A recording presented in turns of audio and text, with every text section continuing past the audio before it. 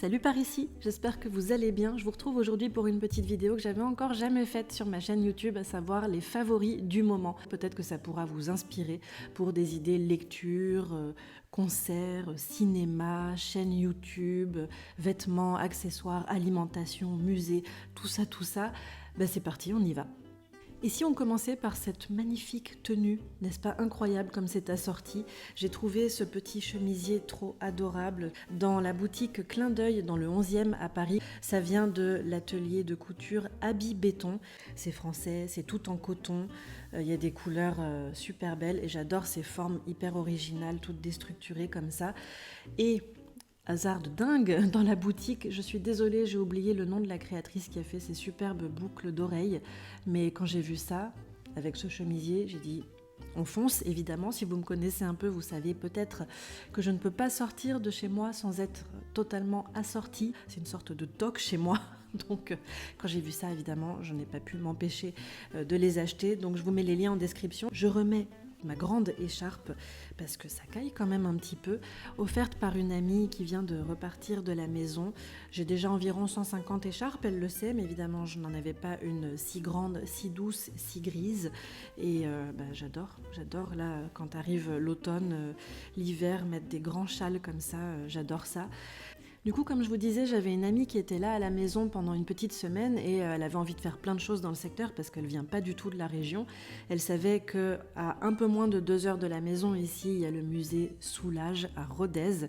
On a choisi l'option visite guidée du musée. Alors je vous avoue que je suis pas hyper fan en général des visites guidées, mais finalement on était avec un guide qui était hyper passionné par l'histoire de l'art, par toute l'histoire de Soulages et qui a réussi à nous transmettre sa passion. Moi je suis amoureuse de Soulages, pas que de l'outre noir, ces grandes toiles noires, j'aime énormément, mais j'aime aussi tout ce qu'il a fait d'autre dans des tons de bleu, de rouge, le brou de noix, etc. Sa vie est hyper intéressante, ses techniques sont intéressantes, c'est passionnant de redécouvrir Soulages. Petite piqûre de rappel, le lendemain, on est allé au musée Fabre à Montpellier, là beaucoup plus près de la maison pour le coup, où je dis piqûre de rappel parce qu'il y a aussi des œuvres de Soulages là-bas, donc on a fini de se faire notre dose de Soulages avec cette amie. C'est ce que je lui ai dit, un grand merci à elle parce que je connais assez bien le musée Fabre de Montpellier, enfin je pensais bien le connaître, mais il se trouve qu'avec elle, je l'ai totalement découvert parce que j'y allais régulièrement avec mon petit mari en fauteuil roulant et il se trouve qu'en plus on avait vraiment les mêmes goûts en matière d'art, à savoir plutôt l'art moderne, l'art contemporain. On n'est pas hyper fan de la Renaissance, du classicisme, etc. Et donc on n'allait pas dans ces secteurs-là du musée avec mon mari, et en plus avec son fauteuil roulant, on allait dans les endroits les plus accessibles et on en avait très vite fait le tour, que je croyais. Et en fait avec cette amie, l'autre jour on a beaucoup rigolé parce que c'est un musée immense, je m'en étais jamais rendu compte et on s'est perdu, on n'arrivait plus à trouver la sortie. Donc là je pense que j'ai vraiment vu toutes les salles du musée Fabre de Montpellier. Si vous y allez et que vous aimez un peu tous les styles de peinture et d'œuvres d'art en général, parce qu'il y a aussi des sculptures, je pense que vous serez servi parce que c'est immense au fait et ça retrace vraiment beaucoup de courants artistiques. Donc belle redécouverte, merci à elle de m'avoir entraînée dans les méandres labyrinthesques du musée Fabre à Montpellier. Alors toujours en dehors de la maison, j'avais envie de vous partager aussi des films que j'ai vus, alors ces derniers temps, on va dire même courant de l'été passé, donc ils sont plus à l'affiche pour la plupart, et que j'ai beaucoup aimé, ou des séries aussi. Je vous partage des séries, une série en tout cas, que j'ai regardée récemment. Oui, peut-être Shame on Me, je ne l'avais encore jamais vue, mais je n'arrive pas à la prononcer, Stranger Things. J'avais jamais vu Stranger Things et je l'ai dévoré, j'ai dévoré les 4 saisons, vivement la 5e qui arrive probablement en 2025. Là, j'ai tellement adoré, en plus c'est vraiment dans les années de mon enfance, de ma naissance. Même si c'est aux États-Unis, on retrouve tellement de codes, notamment vestimentaires de ces années-là, de musique aussi, les synthés, etc., les lumières, les looks.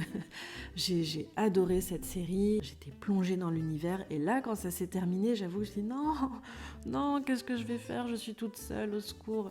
Donc j'ai vraiment hâte de la 5e saison qui va arriver. Autre recommandation, alors là, pas série, mais ciné.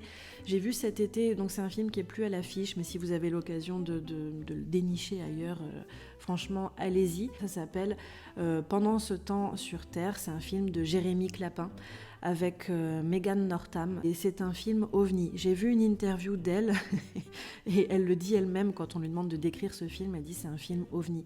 C'est très très bizarre.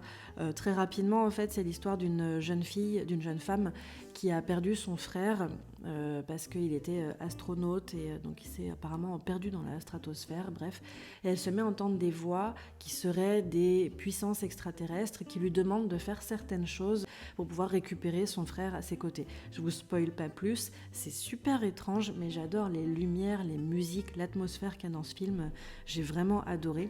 Et j'ai fait la dernière séance, je sais pas vous, moi j'adore aller à la dernière séance, rentrer super tard. Après, je suis un oiseau de nuit, hein, totalement. Donc j'aime bien aller à la séance de 22h, 21h30, je trouve ça plutôt chouette. Je continue avec le ciné, donc là il est peut-être encore à l'affiche chez vous, je sais pas. C'est Le Fil, un film de et avec Daniel Auteuil et Grégory Gadebois. C'est inspiré de faits réels, c'est très rapidement, pareil, sans vous spoiler, l'histoire d'un avocat qui va chercher à défendre un homme qui aurait tué son épouse. Voilà, c'est très simple comme ça. J'ai beaucoup aimé ce film, c'est pas très rigolo, hein. N'y allez pas si vous avez le moral en berne, hein. C'est peut-être pas l'idéal, mais le film est chouette jusqu'à la fin, en fait on s'attend pas à un tel dénouement. Je vous en dis pas plus. Toujours dans les choses à voir, à lire, à écouter, tout ça, moi, il se trouve que j'ai pas de télé chez moi, donc je suis quasiment du matin au soir sur YouTube. C'est ma télé à moi, YouTube. J'écoute aussi pas mal de podcasts ou de livres audio aussi. Mais sur YouTube, j'y suis la majorité de mon temps. Et là, j'ai envie de vous partager deux chaînes que je connais depuis super longtemps et une chaîne que je viens de découvrir. Donc, la première, c'est la chaîne de Ectomorphe, Louisa, qui est une jeune Alsacienne qui s'est exilée à Berlin, qui est illustratrice. A priori, on peut se dire que c'est pas forcément mon univers, je suis pas dessinatrice, illustratrice ou quoi que ce soit, mais elle est illustratrice et créatrice de contenu et j'aime énormément son univers. Elle fait ce qu'on pourrait considérer comme étant un peu de l'art naïf, c'est très coloré, très contrasté et même sa façon de s'habiller, sa façon de parler, j'aime énormément ses vidéos, ses vlogs. Elle ose partager aussi beaucoup la galère que ça peut être d'être auto-entrepreneur. Je suis aussi auto-entrepreneur depuis 2016 maintenant, même si c'est dans des thématiques très différentes de la sienne, je sais ce que c'est, elle en parle beaucoup, les galères avec l'URSSAF, avec l'administration, le fait de vouloir vivre de sa passion, etc. Elle est passionnante, j'aime vraiment beaucoup ce qu'elle fait. Je vous invite à aller découvrir son univers qui est assez différent de tout ce qu'on peut voir, je trouve, dans l'univers des illustrateurs, illustratrices, je trouve, sur les réseaux sociaux. Une autre chaîne que j'aime énormément dans un style totalement différent de ce que je viens de vous partager à l'instant, c'est Alt236, qui fait des vidéos, je sais pas si vous aimez Feldup par exemple, Obscuria, L'étrange voyage, Ego aussi, ce genre de chaînes qui vont décrypter des choses d'internet en mode on va parler des backrooms, des liminal space, etc. J'aime énormément Alt236, il a une culture, est-ce possible, c'est limite indécent. J'aime énormément sa façon de narrer les choses, c'est un narrateur hors pair. Il va vous parler d'art à sa façon, il va vous parler des recoins d'internet. Il m'a fait découvrir certains artistes que j'aime énormément. C'est très sombre, ça peut paraître vraiment assez lugubre, mais il va en parler d'une façon assez poétique. Voilà, je fais un gros résumé de sa chaîne, je vous invite à le découvrir. C'est un univers très particulier. On n'est pas dans de la grosse poilade ou quoi que ce soit, c'est sûr, mais je sais pas, ça fait du bien, je trouve. Il fait voyager, j'aime énormément son univers. Et je viens d'acheter, est-ce qu'on le voit derrière moi? Je ne sais pas. Attendez, je vais le chercher. Je viens de me procurer son livre Liminal, dans lequel il nous parle des espaces liminaux, comme on dit, hein, voilà, les liminal space, tout cet univers qui provient des backrooms. Ce livre est très grand et très beau, vraiment magnifique. Donc je ne sais pas si vous voyez grand-chose, mais Voilà, il y a beaucoup de photos d'espaces liminaux et de ces textes aussi. Ces textes sont super beaux à l'image de ce qu'il raconte sur sa chaîne aussi. Donc je suis hyper heureuse d'avoir son livre, je le trouve super beau. Et donc je termine avec la dernière chaîne que j'avais envie de vous faire découvrir. Il y en a des milliers, mais là je vous en partage que 3 aujourd'hui. Je l'ai découverte récemment, c'est la chaîne de Pippa Reddington. Ça peut s'écouter à la manière d'un podcast. Et au fait, j'adore ce qu'elle fait dans une thématique, si ça vous intéresse pas évidemment, ça va pas du tout vous parler, mais elle lit chaque jour les comptes rendus des journalistes qui sont présents au procès Pellico, l'affaire des viols de Mazan. Cette affaire qui, moi, m'intéresse énormément parce que, peut-être que vous le savez ou pas, tout ce qui touche aux déviances sexuelles, aux sexualités créatives, aux libertés sexuelles, aux libertés individuelles, au féminisme en général. Toutes ces thématiques-là m'intéressent énormément. J'ai un ami récemment qui m'a dit « t'aurais dû faire sociologue et te pencher encore plus sur ces thématiques ». Je ne suis pas sociologue, mais je m'y intéresse énormément.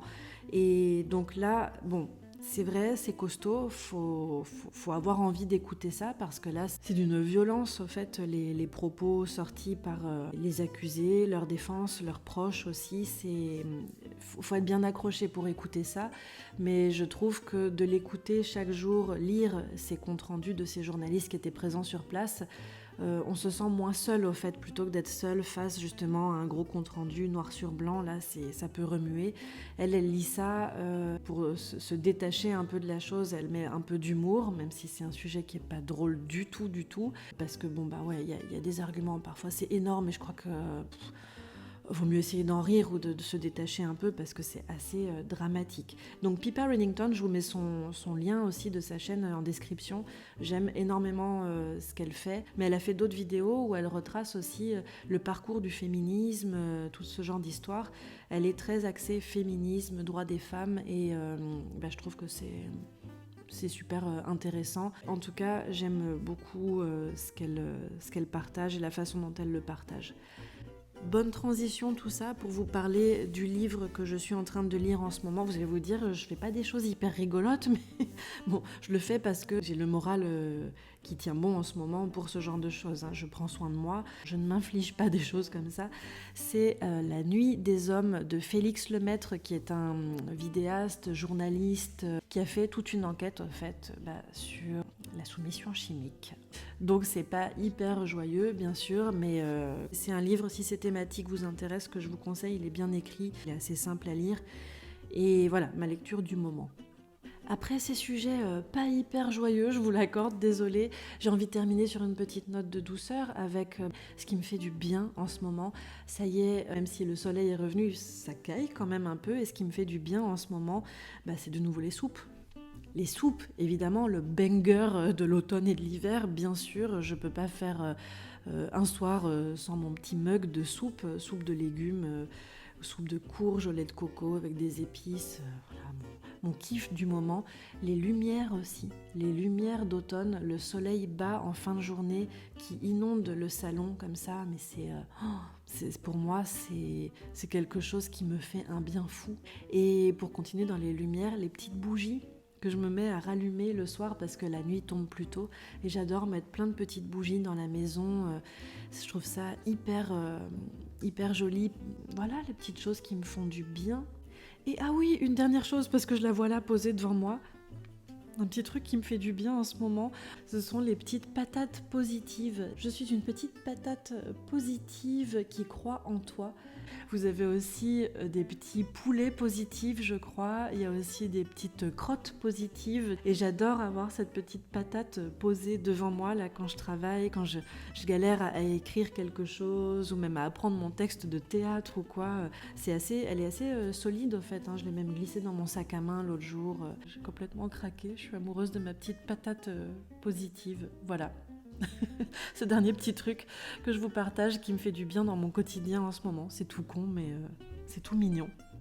Voilà, n'hésitez pas à me partager vous aussi en commentaire ce qui vous fait du bien en ce moment, à liker cette vidéo, à la partager, peut-être si ça peut inspirer des gens autour de vous. Je vous dis à très bientôt, prenez soin de vous, prenez soin de vos proches également. Salut!